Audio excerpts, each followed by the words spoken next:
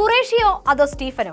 ആകാംക്ഷ നിറഞ്ഞ കാത്തിരിപ്പിനൊടുവിൽ പുറത്തുവന്ന എമ്പുരാന്റെ ടീസർ കണ്ട പ്രേക്ഷകർ ആകെ കൺഫ്യൂഷനിലാണ്. അബ്രാം ഖുറേഷിയായും സ്റ്റീഫൻ നെടുമ്പള്ളിയായും പ്രേക്ഷകരെ ആവേശത്തിലാക്കിയ മോഹൻലാലും ആദ്യ സംവിധാനത്തിലൂടെ ഹിറ്റടിച്ച പൃഥ്വിരാജും പിന്നെ ഇല്ലുമിനാറ്റി റെഫറൻസും മാത്രം മതിയായിരുന്നു ലൂസിഫറിന് ശേഷം എമ്പുരാനായി കാത്തിരിക്കാൻ.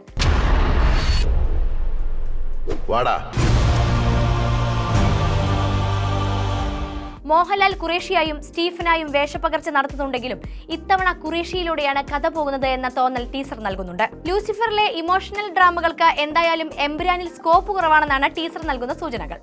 സോഷ്യൽ മീഡിയ എമ്പുരാൻ ടീസറിന് അത്യുഗ്രൻ വരവേൽപ്പാണ് നൽകിയിരിക്കുന്നത്.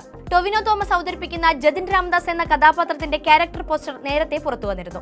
ഹോളിവുഡ് ലെവലുള്ള എമ്പുരാന്റെ ടീസർ റിപ്പബ്ലിക് ദിനത്തിലെ പ്രത്യേക പരിപാടിയിൽ മമ്മൂട്ടിയാണ് പുറത്തിറക്കിയത്. ചിത്രത്തിൽ മഞ്ജു വാര്യർ, സുരാജ് വെഞ്ഞാറമൂട്, ഇന്ദ്രജിത്ത്, ഫാസിൽ, സാനിയ ഇയ്യപ്പൻ, പൃഥ്വിരാജ്, നൈല ഉഷ, അർജുൻ ദാസ് തുടങ്ങി വമ്പൻ താരനിരയാണ് അണിനിരക്കുന്നത്. ഫ്രഞ്ച് നടൻ എറിക് എബൌനി, ബ്രിട്ടീഷ് നടി ആൻഡ്രിയ തിവാദർ എന്നിവർ ഉൾപ്പെടെയുള്ള വിദേശ താരങ്ങളും ചിത്രത്തിലെത്തുന്നു. കോവിഡിന് മുൻപേയുള്ള പ്രേക്ഷകരുടെ ആകാംക്ഷയോടെയുള്ള കാത്തിരിപ്പിന് വിരാമമിടാൻ ഇനി 2 മാസം കൂടിയേയുള്ളൂ. മാർച്ച് 27-ന് സിനിമ റിലീസ് ചെയ്യും.